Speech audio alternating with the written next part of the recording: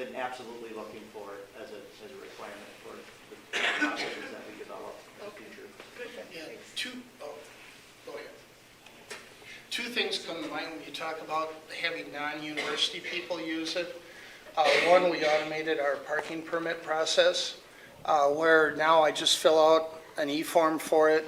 The person ends up getting emailed a parking permit, a map, directions to campus. I mean, it's a lot easier, but I was bringing 3 to 5 people on campus a week, so for me that was a godsend. The other was with placing student teachers out in the schools. That's now an e-form process that saves a position, I think, a lot. Yeah, it saves a lot of paper and a lot of time collating things. They estimated $10,000 a year in paper savings because we did everything through other things besides BPLogix, but that was the basis. What is your timeline? Because you have 3 stages here, Yeah. right? And normally we seem to have a timeline to go with these. Sure, and so that's something that we're working on, right? So as we're in that crawl phase, we're really trying to figure out what time commitment there is. We're working with this team to see what they've done. You know, like I said, it's taken, Chip said it's taken them 9 years to get where they are with 500 plus forms. But taking that and using what they already know and their knowledge, we're going to be much faster. So I would say, we're probably already at a stage we're going to start working on some of these ones that are already existing, starting to learn the product. I would probably hope by fall we're in that walk phase where we're starting to go out and start to work on some of these. And, a lot of this is dependent on that position that we're hiring. How much expertise or training do they have? How much do we need them to get out of Chip and his team? So, okay, I'm going to go ahead and actually we'll keep going, and we have lots of time at the end too. If anybody wants to stick around and ask some more questions. So Mike? So,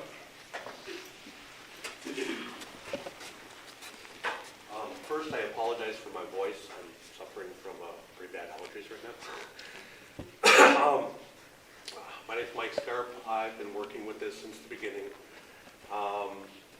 Little history, about 12, 13 years ago, we did have a PDF e-forms product that they decided they wanted to replace. Basically, it was too expensive to continue with it. We did a full search. We found BPLogix. Actually, it was another name at the time, but we went with it, and they, of course, decided to go with those original 9 forms that were already on the other system, which was an insane mistake. They, of course, were the main hiring forms, where everybody and their uncle wants to have input on them. It was awful. It took almost 2 years, and then we had the other fun of we released when PeopleSoft went live. And we got hate mail. It was actually awful. Things got a little bit better. We've since averaged doing over 100 forms a year with a team of 1 3/4 and 4 students currently, which is me, Beth, and 4 students who aren't here. We do continuous improvement on all processes. No project is ever done. None of them are ever closed. If it went live last week, we'd be making changes tomorrow. No problem, every day. We've touched some forms 1,000 times. Others we haven't touched in 12 years. The time it takes to build a process depends on the SMEs. Sorry, subject matter experts. You all. It's varied from I've built them as fast as 2 hours to 6 years. So giving an exact timeline on how long it takes is almost impossible because it's completely up to the subject matter experts. We sometimes now work closely with Brad. Brad's only been doing this stuff for a while. I've now been under 3 managers. The others retired. I guess I burned them out. Yeah, I think Mike took responsibility for that. Just kidding. How we do things is someone will throw in a request to us, and we'll see if we've got the time, and we just start working on it. There is no university overview of what we work on. You have two things, they want them both done at the same time. I have a list of what comes first, and those are general things like student comes before this, comes before this. If the server's broken, that comes first, you know. It's a very short list, and that's what we follow. We work on everything that comes in the door, unless it's not possible to do. There are some things that they hit every once in a while. We try to work directly with the SMEs. One, if they want to go back to a committee, great.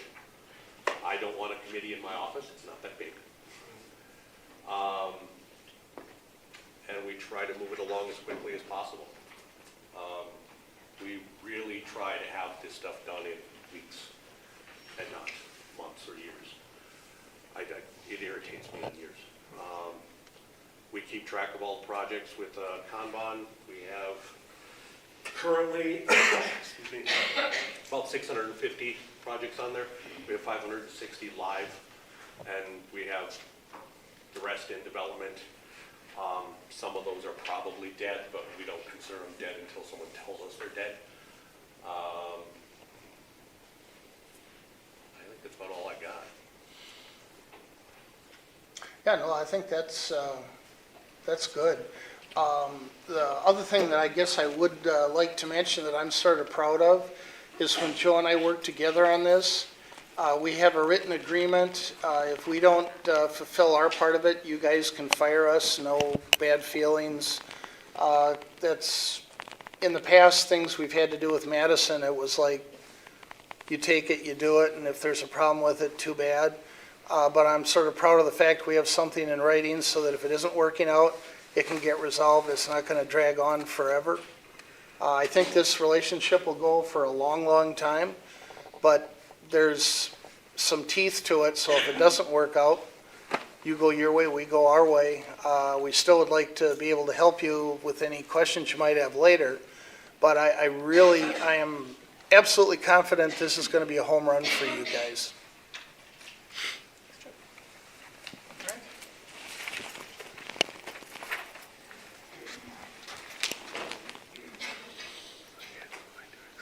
So, what we plan to do, kind of what Chip's alluded to, yeah, we do have a MOU with UWEC and Chip's team, you know, kind of spelling out how we work together and all of that. So part of that is they're going to have office space, you know, on their campus for this process analyst position. You know, they'll have kind of dual space, and we'll provide some space for his folks at DOTS when they come and work with us.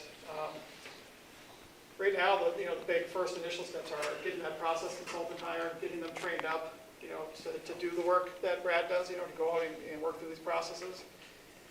And then getting together and working on some e-forms. You know, we have, you know, we'll be identifying some processes that are right size for us to start with. And then, you know, Chip and his team are going to be coming to our campus and working with us to do that. And I'll tell you, you know, they've been great partners, and, you know, Chip reaches out to me, and, you know, it's we're ready to get going on this, so, you know, he reaches out and checks with me, you know, probably at least once a week, you know, saying, hey, you know, should we start doing this now? Should we do this next step? So it's been a good partnership. And like I said, we're really collaborative together. You know, we've worked together for years. You know, when I was at my previous campus, you know, worked with Chip and his team quite a bit, and so we've known each other probably at least 9-10 years, I would imagine. Oh, yeah. So, anything else to add? Does anybody want to see an e-form? Beth, you want to? This is unscripted, so it may not work. And it will be Beth's fault if it doesn't. Yeah. Well, I had two examples, and I was told I didn't have to show them, but I will show them to you anyway. The last two projects I've been working on have been completely opposite of each other. One is for the academic deans. It's a grievance process that, sorry, I can't talk and type at the same time, so. Well, while she's doing that, sorry, I better get over here. While she's doing that, the team that we put together for continuous improvement was done on purpose. Mike is very technical, but both Beth and Brad didn't come from technical backgrounds. They worked on the help desk, they did training. What I was looking for is people that could relate to people and people could understand them and they had empathy. To me, that was much more important than to get another bid head in the room. Not that bid heads are bad, but we need people that can relate to other people so that we give you the product you want. I've been involved more than once where we thought we understood what the client wanted, went back, wrote it, gave it to them, and they said, that wasn't it at all. And by having these mapping meetings and these other sessions, that will alleviate those kinds of issues from happening. Maybe that's never happened in River Falls, but it's happened in Eau Claire more than a couple times. Still does. Who's email? Oh, thanks for going. Log out.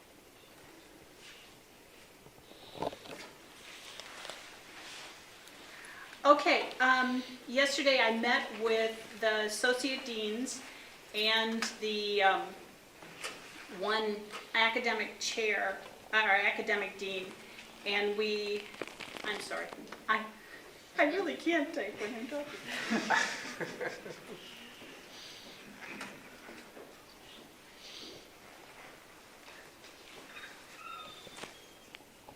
Yeah, and when she's signing in with Duo, we have Duo implemented at Eau Claire too. In the end of the semester, we have a faculty staff party. And one of the faculty who I had never met before came up and said, Chip Eckert, I know I've heard the name. And the other faculty member said, that's the SOB that sends out all those Duo emails. Oh, you're the guy! Okay, this form, fortunately, is not used frequently on our campus, and so the associate dean that came and talked to me, and that was Jean Pratt, who you saw in the video, came to Mike and said, you know, it's only used 6, 7, 10 times a year, and he said, let's do it, because this particular form, of course, it's a grievance, it has to be hand-walked to all the different offices. It can't be sent through campus mail. We now have Barron coming into our group, so now we've got a school an hour away from the campus. So you can see how walking the papers from this office to this office will be a real savings of time. Now, I'm not a student, so therefore my name doesn't automatically come in, or my major or my identification numbers. If you were a student, it would automatically come in. This is the formal grievance, so they've already gone through, let's talk around the table. Now they have to put down on paper what their grievance is. They have to assign the person that they are working with a complaint. Notice that I just typed my name in. This is all connected to our directory, so that, please correct me with terminology. They have to add their support documentation. They have to then name the associate dean of the college that they're working in. So I'm everybody.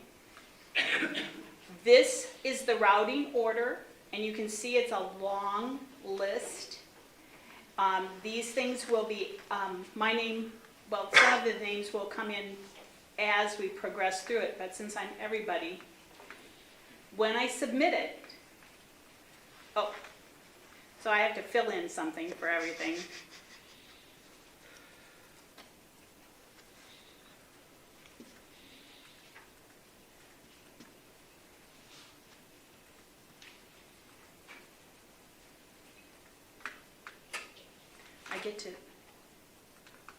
I'll open that. Okay, so I'm attaching my paperwork. Now I can submit it. It blinks on my screen because now I was a student, now I'm the associate dean. So if the associate dean was a different person, of course the form would go away.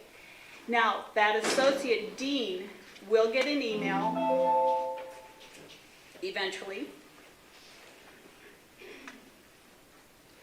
It's a little slow from our campus staff. Okay. But they will get an email, very simple email, that says, you've got an e-form, they'll give an address, and they go then and look at their tasks in the e-form. I don't think you finished submitting the form. There's 2 other boxes you needed to click before you. Oh, did it? What did I The forget? student certification. Scroll up top. up, scroll up, that, right there. Right there. Thank you. You're welcome. Doing a form in front of this many people is really not fun. Okay. Which is why I made her do it. Okay. You can see the signatures down there, since I'm everybody, but now I'm the associate dean and I'm the initial contact and it's active with me. Now, on our campus, we have 4 different colleges, and oftentimes the students don't know which associate dean they should be sending it to. So this is an opportunity for me as the associate dean saying, nah, that's in a different college. I can, if I'm not the dean, then this section appears and I can send it to the correct dean. Okay, if I am the correct dean, then I get to fill out, oh, no, the student has not sent the proper information. So I click on this and I write a message to the student saying, you have not attached the proper information, please do so. But if I like what they've sent, then I get to fill out the routing order. And oftentimes in timelines, that's already established. They don't have to enter, like if I know this is a biology e-form, I know the chair and I'll just put them in the workflow. The problem with this form is that I had all these conditions with the associate deans. Is it the first associate dean or is it the second associate dean? And so all the conditionings had to be written. The fun part with this is when it gets down to the academic dean, they have radio buttons that say, okay, we're approving this, not approving it. And the letter that is sent to the student appears. And when they hit submit, the letter on the form is turned into a PDF and emailed to the student and everybody else in the workflow. So the academic deans don't have to sit there and type out an individual letter. We do this same idea with suspensions, which are what they're discussing this week when students have appealed a suspension. The letter is automatically written and adjusted, and when the button is sent, the letter is sent to the student. So saves a lot of time. We had an hour discussion on this. These are people now, the associate deans and the deans of our colleges have used e-forms. They didn't have to have it explained, but it was approved with minor corrections, and we're going to make it live. Now, one question I didn't hear from anybody is, how does this work on a mobile device? Works pretty darn good. My favorite e-form was International Ed Picture Contest, and we made it so that it would go on the mobile device because the students that had the pictures could just then upload their pictures right from their phone to the form and then sent down to a knowledge view that then could be looked at by the judges. The other form that I was creating was for a departmental use. It's for College of Arts and Sciences. One of my favorite professors judges how people direct, how they conduct in a music sense. And he wanted to get rid of paper here. So he searches for the student's name, and it comes up, and I can then autofill any information about the student. He adds the repertoire that the student is directing, and then he grades them. And as I'm clicking on the grades, the score is being calculated. I see some spacing issues here, and that wasn't on my computer. I think we need to separate these a little bit, so that'll be an adjustment I make. When he submits it, a PDF is sent to the student, a PDF is sent to himself, and all the information is kept in a knowledge view. So completely different timelines. This one has create a PDF, send to the student. The other one you saw the routing order. And I don't know if you noticed in both the forms, if you would print that out on paper, it would be a really ugly form, but electronically it works well. We do have buttons down at the bottom that convert to a PDF or print, but I think people are getting farther and farther away from printing because everything can be found digitally, and so why waste the paper? Any questions? Yes? Do the text boxes within these forms where you type in additional information, do they have a character limit? Ours, I don't set a character. I can, and they expand. There's a scroll button that appears. Good question, thank you. Do you have a knowledge view that we can look at? Yes. How about let's do that, no, that's on E-Form 1. Okay, I'm going to take you to the knowledge view of this one. I've tested it, but I can't remember how many I've saved. So maybe while you're getting that up, just real quick, a couple things. The sheets of paper in front of you with the little sucker on there, there's a website URL. So that's where we're going to start putting up information about BPLogix, process director, and timelines and different things like that. We're going to have a video up there that we did today of this session. So any of those folks that couldn't make it today, It's that you all want to test. share that with, so I'll let them know. Yeah. We have a few extra of those website forms up there. These are all tests. And this Like I is said, E-Form 2. Pete Reese is our project manager for this, so his email is the best way to reach him at this No. point. So we'll have that up on the website as well. And then just keep an eye on Falcon Daily and direct email. So we're going to be reaching out, over the next several weeks to start contacting people, start deciding, start working on some of these processes, and making them more efficient. So keep an eye on that as far as communication. And this is just, it's going to be an ever-growing project. We haven't.